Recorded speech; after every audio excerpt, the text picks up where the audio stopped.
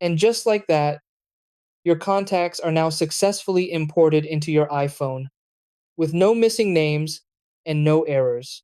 If you followed the steps correctly, all the contacts from your VCF file should already be visible in your Contacts app.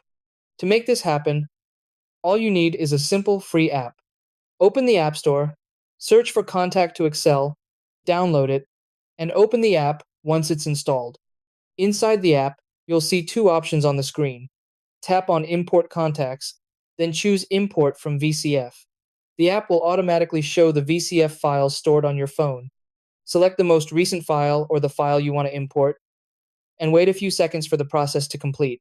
Now, if you were stuck earlier and didn't know how to import VCF contacts into your iPhone, this method saves you from complicated settings and confusion. Hello everyone, welcome back to the channel. Here we share quick and practical tech solutions.